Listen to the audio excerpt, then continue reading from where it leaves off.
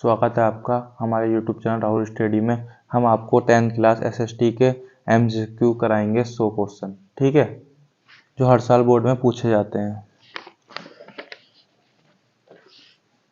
देखो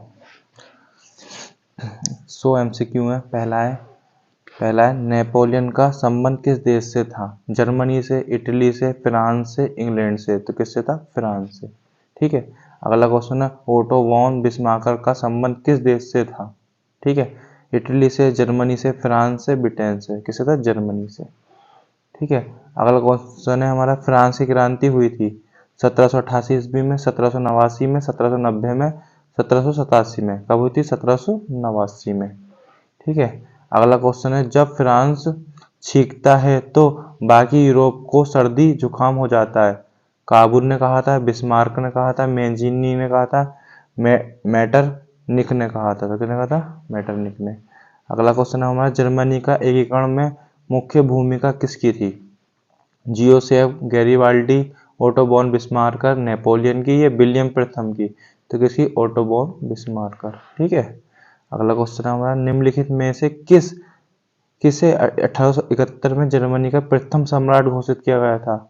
विलियम्स प्रथम को, विलियम द्वितीय को, फ्रेडरिक विल्हेम प्रथम को, या विल्हेम चतुर्थ को, ठीक है। तो हमारे पास है इसका विलियम प्रथम को आता है, ठीक है। अगला लिखा भारतीय राष्ट्रीय कांग्रेस की स्थापना हुई थी 1882 में, 1884 में, 1885 में, 1886 में। तो किस में हुई थी? हमारी 1885 में हुई थी, ठीक है। अगला क्वेश्चन है चोरी चोरा कांड किस वर्ष हुआ था? 1922 में, 1924 में, 1925 में, 1930 में। तो कब हुआ था? 1922 में। अगला स्वराज मेरा जन्मसिद्ध अधिकार है, मैं इसे लेकर रहूंगा। किसका कथन था ये? गोपाल कृष्ण गोखले, बाल गंगा तिलक, जवाहरलाल नेहरू, महात्मा गांधी। तो किसका था? बाल गंगा तिलक का, ठीक है। अगला क्वेश्चन है हमारे पास भारत में राष्ट्रपिता कहकर किसको संबोधित किया जाता है? महात्मा गांधी, जवाहरलाल नेहरू, सुभाष चंद्र बोस, गोपाल कृष्ण। तो किसको कहा था? महात्मा गांधी को। अगला लिखा हमारे पास जलियांवाला बाग हत्याकांड में गोलियां किसने चलाई थी? गोलियां किसने चलाई थी? जलियांवाला बाग हत्याकांड में गोलियां किसने चलाई थी? माउंटबेटन ने, लॉर्ड डलहौजी ने, लॉर्ड इरविन ने, जनरल डायर ने। ये तो सबको पता रहता है कि जनरल डायर ने चलाई थी।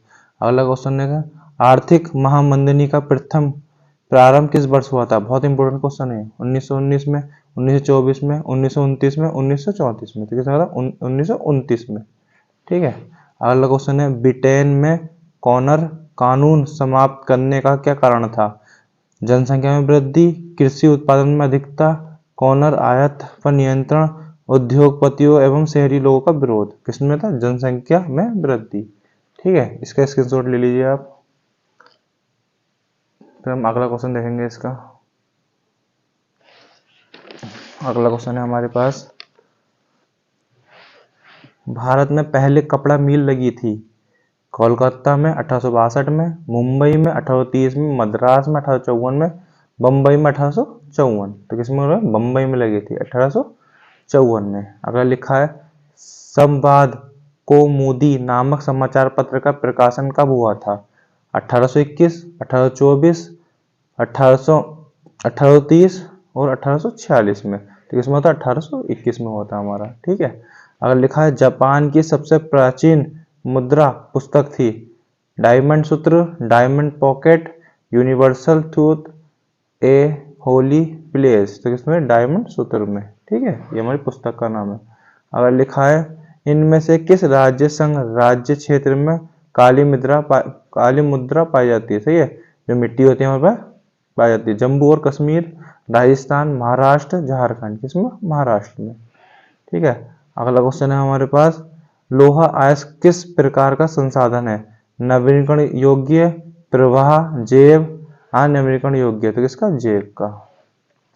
अगर कहा भारत के मैदानी क्षेत्र का क्षेत्रफल है, ठीक है, तो लिखा 43%, 30%, 27%, 46%। तो किसका? 46% हमारे पास। अगला क्वेश्चन है हमारा कपास की खेती के लिए सबसे उत्तम मिट्टी कौन सी है? काली मिट्टी, लाल मिट्टी, जलोढ़ मिट्टी, रेड लाइट मिट्टी। ये काली मिट्टी। अगर लिखा हमारे पास पर्वतों पर मुद्रा अपर्दान का संसाधन है, पवन का, हिमनद का, जल का, ये सभी। तो किसका? ये सभी, क्योंकि हमारे पास पर्वतों पर मुद्रा अपर्दान का संसाधन पवन भी है, हवा मतलब हिमनाद भी है, जल भी है, ये तीनों ही है।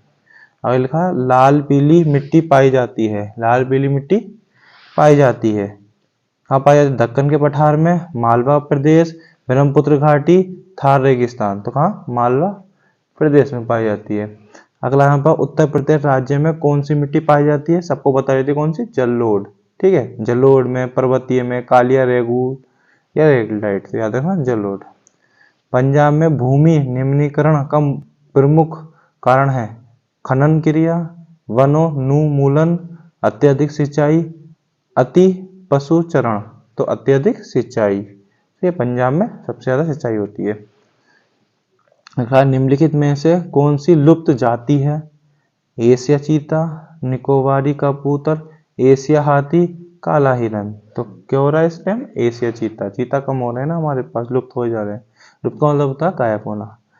ग्रीन इंडिया मिशन किस वर्ष आरंभ किया गया था? 2013 में, 2012, 14, 2011 में। किसमें होता? 2014 में। अगला लिखा है भूदान आंदोलन किसके द्वारा आरंभ किया गया था? महात्मा गांधी, जवाहरलाल नेहरू, विनोबा भावे, इंदिरा गांधी। किसके द्वारा?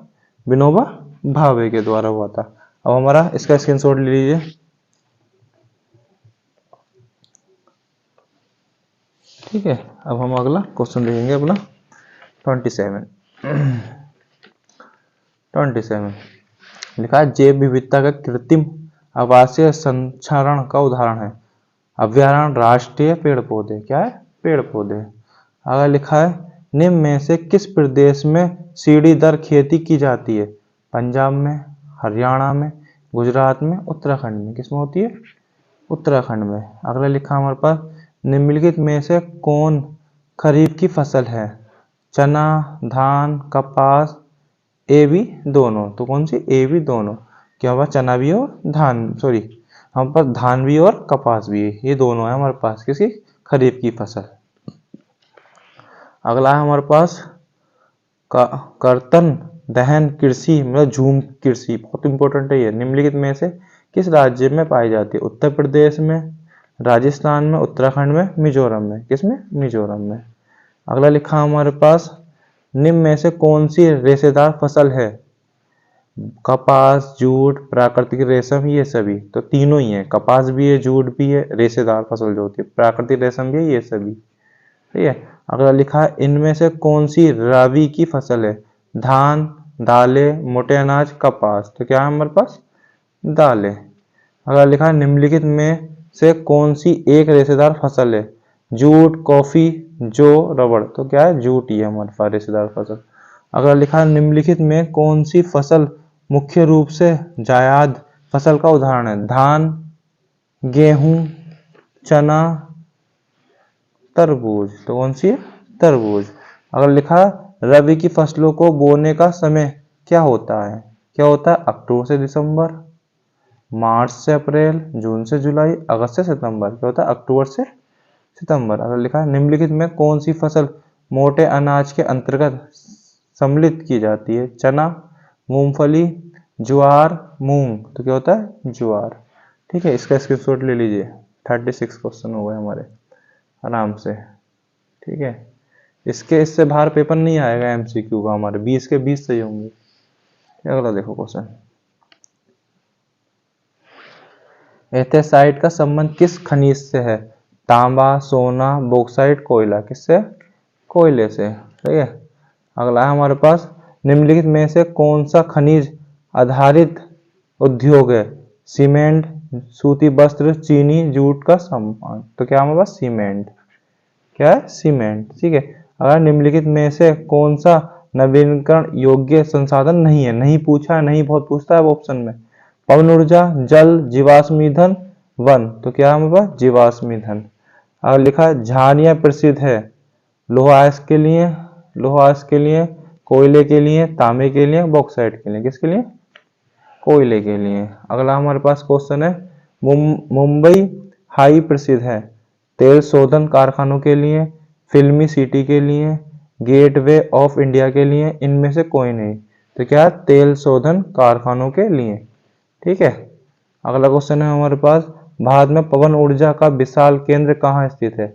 उत्तराखंड, तमिलनाडु, हिमाचल प्रदेश, राजस्थान। कहाँ पे? तमिलनाडु में। ठीक है, अगला है हमारे पास, निम्नलिखित में से कौन सा गैर परंपरागत ऊर्जा स्रोत है? कोयला, पेट्रोलियम, सौर ऊर्जा, प्राकृतिक गैस। क्या है? सौर ऊर्जा। उससे अगला क्वेश्चन है, झारखंड का कोडरमा अग्रणी उत्पादन है? अभ्रक का, लोहे अयस्क का, तांबे का, सोने का। किसका? अभ्रक। अगला लिखा हमारे पास, निम्नलिखित में से धात्विक खनिज का उदाहरण है? अभ्रक, लोहे अयस्क, कोयला, नमक। तो क्या है? लोहा अयस्क। अगला लिखा, निम्नलिखित में से इस्पात बनाने का प्रयोग किया जाता है? इस्पात बनाने का प्रयोग किया जाता है अभ्रक में, मैंगनीज में, तांबे में, बॉक्साइट में। तो किसमें? मैंगनीज में। ठीक है, अगला देखो आप, निम्नलिखित में से कौन सा खनिज आधारभूत है? मैंगनीज, अभ्रक, लोहा अयस्क, तांबा। तो क्या होगा? लोहा अयस्क। इसका भी आप इसका स्क्रीनशॉट ले लीजिए। हमारा 47 हो गए आराम से। ठीक है, इससे बाहर नहीं आएगा। वो आपको हमारा चैनल अच्छा लगे तो सब्सक्राइब कर देना इसको।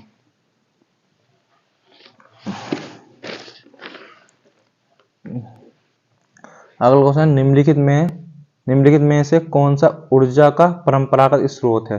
सौर ऊर्जा, कोयला, पवन ऊर्जा, ज्वारीय ऊर्जा। तो कौन सा? कोयला। अगला लिखा, कोराब प्रसिद्ध है? प्राकृतिक गैस के लिए, कोयले के लिए, सौर ऊर्जा के लिए, बॉक्साइट के लिए। किसके लिए? कोयले के लिए। ठीक है, अगला है हमारे पास, हेमेटाइट का संबंध किस खनिज से है? तांबे से, बॉक्साइट से, सोना से, लोहा अयस्क से। तो किससे? हमारे पास लोहा अयस्क। ठीक है, अगला हमारे पास, अग्नाशय चट्टानों में पाए जाने वाला खनिज है? फॉस्फेट, नमक, जस्ता, ग्रेफाइट। तो क्या है? ग्रेफाइट।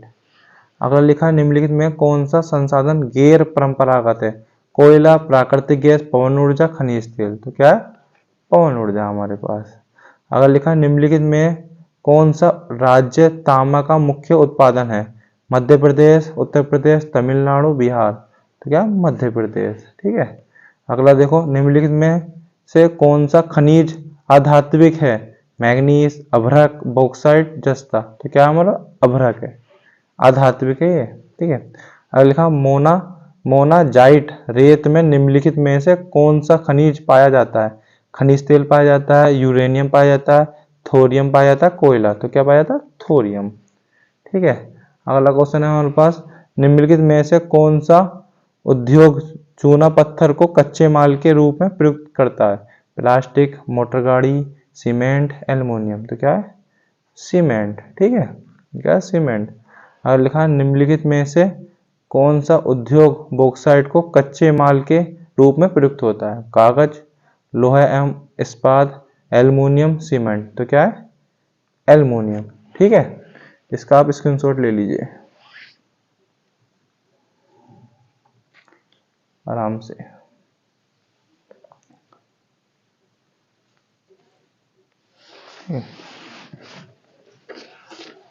हमारा 58 वाला क्वेश्चन देखिए आप आराम से। लिखा है, निम्न में से कौन सा शब्द दो या दो से अधिक देशों के व्यापार को दर्शाता है? पहला लिखा है आंतरिक व्यापार, दूसरा भारी व्यापार, तीसरा अंतर्राष्ट्रीय व्यापार, चौथा स्थानीय व्यापार। तो कौन सा? अंतर्राष्ट्रीय व्यापार। ठीक है, अगला लिखा हुआ, मशीनों द्वारा बड़ी मात्रा में कच्चे माल से उपयोगी तथा मूल्यवान वस्तुओं का उत्पादन करना कहलाता है? से उत्पादन, से निर्माण, विनिर्माण या अवनिर्माण। तो क्या होता है इसमें? विनिर्माण। ठीक है, दोबारा देख लो इसको, कभी कंफ्यूज हो जाओ। अच्छे क्वेश्चन है, बहुत ही इंपॉर्टेंट क्वेश्चन है। निम्न में से कौन सा शब्द दो या दो से अधिक देशों के व्यापार को दर्शाता है? आंतरिक व्यापार, भारी व्यापार, अंतर्राष्ट्रीय व्यापार, स्थानीय व्यापार। तो कौन सा? अंतर्राष्ट्रीय व्यापार। अगला क्वेश्चन है, मशीनों द्वारा बड़ी मात्रा में कच्चे माल से उपयोगी तथा मूल्यवान वस्तु का उत्पादन करना कहलाता है? से उत्पादन, से निर्माण, विनिर्माण, अवनिर्माण। तो कौन सा? विनिर्माण। ठीक है, अगला देखो इसका, एक देश की मुद्रा को दूसरे देश की मुद्रा में बदलने की प्रक्रिया कहलाती है? ठीक है, विदेशी विनिमय, देशी विनिमय, वैश्विक विनिमय ये जन विनिमय, कौन सा, विदेशी विनिमय। अगर लिखा है हमारे पास इंजन माल डिब्बे तथा सवारी डिब्बे जिनका रेल परिवहन में प्रयोग किया जाता है उसे कहते हैं stock, rail stock, rolling stock, making stock. तो क्या कहते हैं, रोलिंग स्टॉक। अगर लिखा है निम्नलिखित में कौन सी एजेंसी सार्वजनिक क्षेत्र में स्टील को बाजार में उपलब्ध कराती है, हेल, सेल, टाटा स्टील, MNCC। तो कौन सी होती है, सेल होती है। ठीक है, कौन सी होती है, सेल होती है। अगला लिखा है निम्नलिखित में से कौन सा उद्योग बॉक्साइट को कच्चे माल के रूप में प्रयुक्त करता है। सही है, मतलब निम्न में से कौन सा उद्योग बॉक्साइट को कच्चे माल के रूप में प्रयोग करता है, एल्युमिनियम प्रगलन, सीमेंट, कागज, स्टील। तो कौन सा, एल्युमिनियम प्रगलन। अगर लिखा लोहा अयस्क का बेलाडिला क्षेत्र से निर्यात किस बंदरगाह से होता है। सही है, तो किससे होता, पारादीप, काकड़ीनाडा, विशाखापट्टनम, हल्दिया। तो किससे होता है, विशाखापट्टनम। ये क्वेश्चन बहुत इंपॉर्टेंट है। लिखा लोहा अयस्क का बेलाडिला क्षेत्र से निर्यात किस बंदरगाह से होता है, पारादीप या काकीनाडा या विशाखापट्टनम। तो किससे होता है, विशाखापट्टनम से। अगला लिखा हमारे पास क्वेश्चन लोहा अयस्क जिसमें सबसे ज्यादा लोहे तत्व मिलता है, लोहा अयस्क जिसमें सबसे ज्यादा लोहा तत्व मिलता है, मैग्नेटाइट, हेमेटाइट, लिमनोटाइट, सेटेराइट। तो किसमें होता है, हेमेटाइट में। ठीक है, अगला क्वेश्चन है इनमें से कौन सा उद्योग मैग्नीज का सबसे अधिक उपभोग करता है, चमड़ा उद्योग, सिलाई उद्योग, धातु कर्म उद्योग, फोटोग्राफी उद्योग। तो कौन सा होता है हमारे पास, धातु कर्म उद्योग। ठीक है, अगला क्वेश्चन है हमारे पास बॉक्साइट एक है लोहा समुदाय का धात्विक खनिज है, अलोहा समुदाय का धात्विक खनिज है, अधात्विक खनिज है, ये ईंधन खनिज है। तो कौन सा है हमारे पास, अलोहा समुदाय का धात्विक खनिज है। ठीक है, अगला क्वेश्चन देखो, लिखा एल्युमिनियम का अयस्क खनिज है। सही है, लिखा है एल्युमिनियम का अयस्क खनिज है, हेमेटाइट, मैग्नेटाइट, बॉक्साइट, लिमनोटाइट। सही है, ये बहुत इंपॉर्टेंट है अगला क्वेश्चन भी। एल्युमिनियम का अयस्क खनिज है हेमेटाइट, मैग्नेटाइट, बॉक्साइट, सिमनोटाइट। तो कौन सा, बॉक्साइट। ठीक है, अगला है झारखंड में स्थित कोडारमा निम्न में से किस खनिज का अग्रणीय उत्पादन है, बॉक्साइट का, अभ्रक का, लोहा अयस्क का, तांबे का। किसका, अभ्रक का। इसका आप स्क्रीनशॉट ले लीजिए आराम से। और हमारा चैनल आपको अच्छा लगा तो सब्सक्राइब कर देना नई नई वीडियो के लिए। अब देखो इसका 17वां क्वेश्चन, बाजार में हमारी भूमिका किस रूप में हो सकती है। ठीक है, हमारे क्वेश्चन है बाजार में हमारी भूमिका किस रूप में हो सकती है, उत्पादक के, उपभोक्ता के, दोनों के, इनमें से कोई नहीं। आपको पता उत्पाद भी हो सकता है, उपभोक्ता, दोनों ही होती हैं ये तो। अगर लिखा फोर्ट मोटर्स भारत में आई थी, ठीक है, फोर्ट मोटर्स भारत में आई थी 1995 में, 1975 में, 1985 में और 2005 में। किसमें हुई थी, 1985 में। ठीक है, दोबारा देख लो, बाजार में हमारी भूमिका किस रूप में हो सकती है, ये दोनों में, मतलब उत्पाद में भी हो सकती है और उपभोक्ता में भी। फोर्ट मोटर्स भारत में आई थी, कब आई थी, फोर्ट मोटर्स भारत में 1995 में। अगर लिखा घर के लिए लिया गया ऋण कहलाता है। ठीक है, मतलब घर पे जो ऋण लेते हैं, लोन लेते हैं, वो कहलाता है मार्ग ऋण, देन ऋण, आवास ऋण या ये सभी। तो क्या कहते हैं, आवास कहते हैं, घर को कहते हैं आवास ऋण। ठीक है, अगला है हमारे पास भारत का सबसे अधिक मतलब पढ़े लिखो वाला राज्य, साक्षरता वाला राज्य, केरल, उत्तर प्रदेश, बिहार, मध्य प्रदेश। तो क्या है, केरल। ये बहुत पूछता है, ये नॉलेज के लिए, जीके की नॉलेज के लिए बहुत इंपॉर्टेंट क्वेश्चन है। सबसे ज्यादा पढ़ा लिखा वाला राज्य क्या, केरल। सबसे ज्यादा पढ़े लिखे पाए जाते हैं केरल में।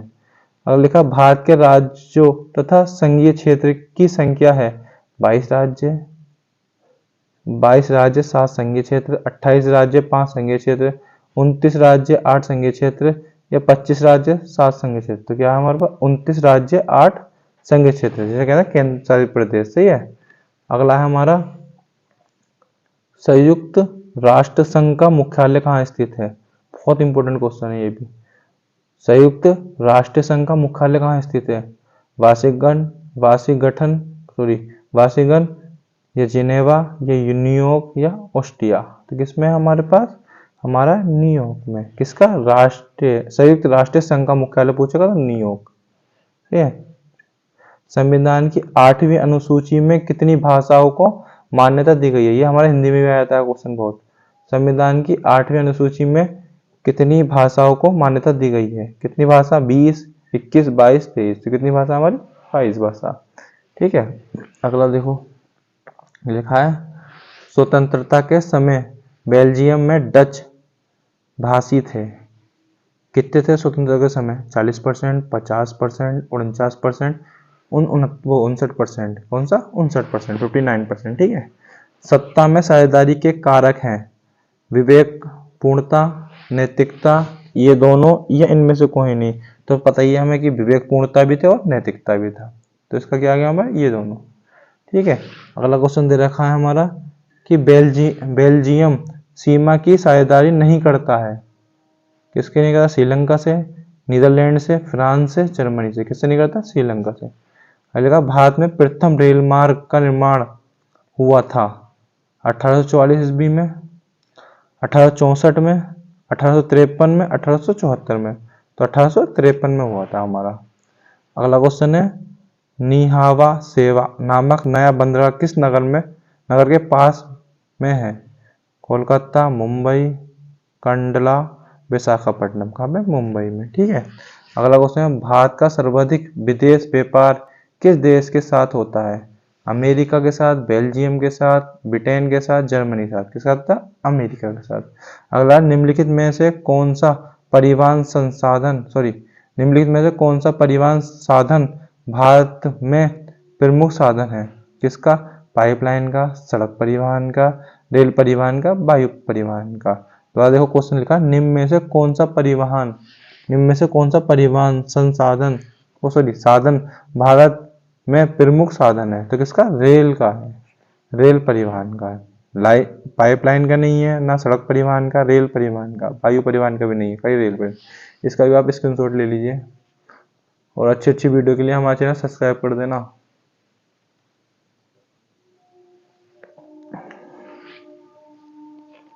आगे हम देखते हैं 84 क्वेश्चन। ठीक है। मोइनाजाइट रेत में निम्न में से कौन सा खनिज पाया जाता है। ठीक है। लिखा खनिज तेल, यूरेनियम, थोरियम, कोयला। तो क्या होता है, थोरियम। ठीक है। अगला क्वेश्चन है मक्का, ज्वार, बाजरा, अरहर, मूंग आदि किस ऋतु की फसलें हैं। राबी की फसल, जायद की फसल, खरीफ की फसल, तिलहन की फसल। तो किसकी, खरीफ की फसल। ठीक है। अगला क्वेश्चन है इनमें से दूध उत्पादन वृद्धि से संबंधित है। मतलब इनमें से दूध उत्पादन वृद्धि से संबंधित है। हरित क्रांति से, नीली क्रांति से, लाल क्रांति से, श्वेत क्रांति से। किससे, श्वेत क्रांति। दोबारा देख लो, ये क्वेश्चन बहुत इंपॉर्टेंट है। इनमें से दूध उत्पादन वृद्धि से संबंधित है हरी क्रांति, नीली क्रांति, लाल क्रांति, श्वेत क्रांति। किससे, श्वेत क्रांति। दूध से श्वेत क्रांति।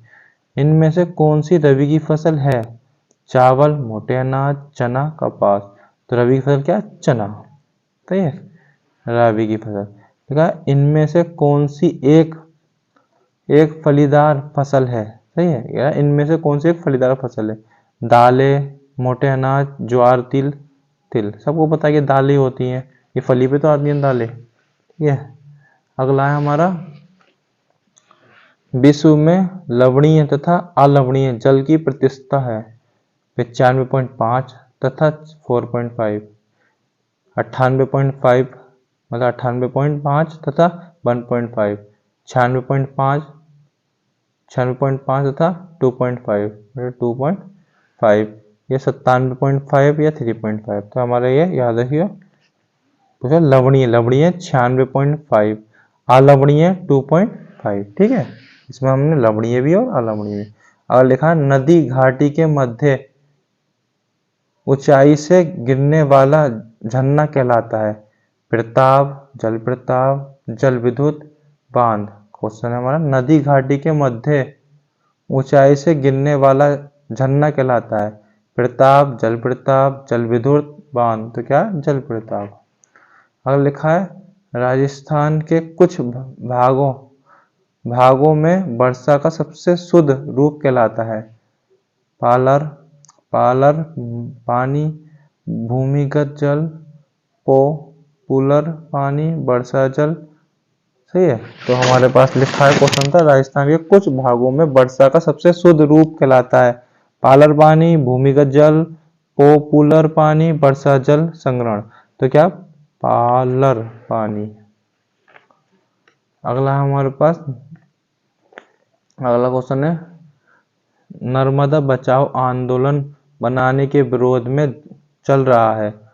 पटेल सरोवर बांध, गांधी सरोवर बांध, सरदार सरोवर बांध, रविंद्र सरोवर बांध। दोबारा देख लो, क्लियर। नर्मदा बचाओ आंदोलन बनाने के लिए विरोध में चल रहा है। पटेल सरोवर बांध, गांधी सरोवर बांध, सरदार सरोवर बांध, रविंद्र सरोवर बांध। तो कौन सा चल रहा है हमारे पास, सरदार सरोवर बांध। अगला लिखा हमारे पास, भारतीय मूल की वनस्पति उपजाति है, मतलब भारतीय मूल की वनस्पति उपजाति है, ये उपजातियां हैं 12,000, 15,000, 20,000, 25,000। तो कितनी है, 15,000 है। भारतीय मूल की वनस्पति उपजातियां पूछेगा तो बता देना, 15,000 है। ठीक है। अगला है हमारा, गंगा नदी की डॉल्फिन कैसी प्रजाति है।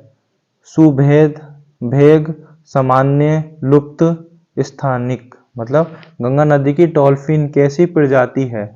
सही है। तो हमसे पूछा सुभेग, सामान्य, लुप्त, स्थानिक। तो कौन से, सुभेद। अगर लिखा, कितना प्रतिशत मैंग्रोव क्षेत्र लुप्त हो गया है। 70%, 60%, 50%, 40%। कितने परसेंट, 40%। अगर लिखा है, 20वीं सदी में बांधों की अनुमानिक संख्या रह गई है। कितनी है, 1,527, 1,827, 1,427, 1,327। तो कितनी है, 1,827। दोबारा देखो क्या लिखा है, 20वीं सदी में बांधों, सही है, बांधों की अनुमानिक संख्या रह गई है। तो हमारे पास लिखा 1,527, 1,827 और 1,427, 1,327। तो कितनी है, 1,827। अगर लिखा हमारे पास, संसाधनों का वर्गीकरण कितने आधारों पर किया जाता है। 3 पर, 5 पर, 4 पर, 6 पर। कितने पर, 4 पर। तो देख लो, संसाधनों का वर्गीकरण कितने आधारों पर किया जाता है। 3 पर, 5 पर, 4 पर, 6 पर। कितने पर, 4 पर। ठीक है। इसका भी स्क्रीनशॉट ले लीजिए आप।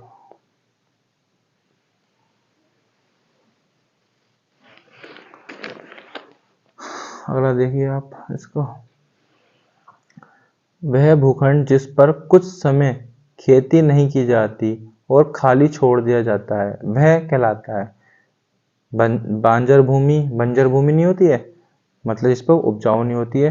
पर्तीय भूमि, उर्वरक भूमि, संगन भूमि। दोबारा देख लो, लिखा है, वह भूखंड मतलब जगह जो होती है, एरिया, वह भूखंड जिस पर कुछ समय खेती नहीं की जाती और खाली छोड़ दी जाती है, वह कहलाती है बंजर भूमि, पर्तीय भूमि, उर्वरक भूमि, संगन भूमि। तो कौन सी है, पर्तीय भूमि।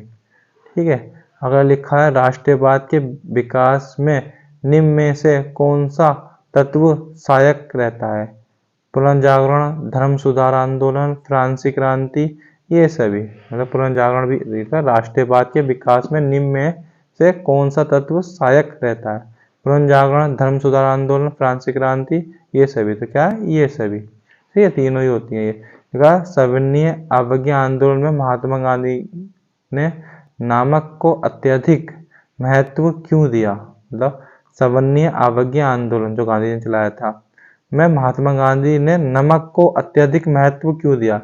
नमक का प्रयोग अमीर गरीब सभी करते थे, या ये भोजन का अभिन्न हिस्सा था, या नमक तैयार करने पर सरकार का एकाधिकार था, या उपरोक्त सभी। अब खुद पता है क्या, नमक का प्रयोग अमीर गरीब सभी लोग करते हैं, ये भोजन का अभिन्न हिस्सा है, नमक तैयार करने पर सरकार का एकाधिकार था।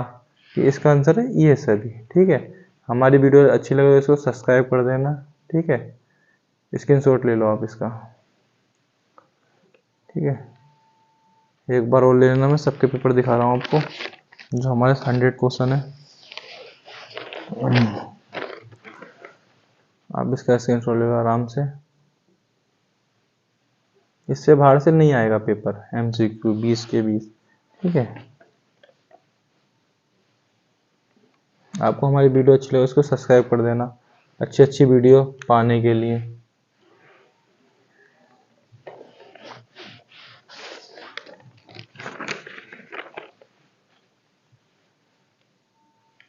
इसका भी आप स्क्रीनशॉट ले लो आराम से।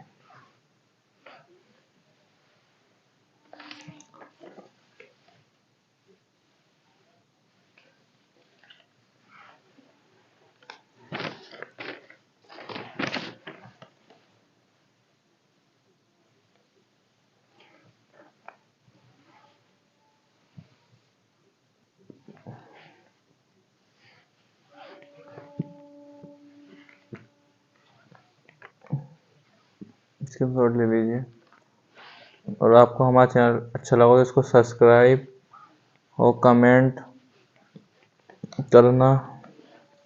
आपको कोई कमी लगी हो तो कमेंट में डाल देना।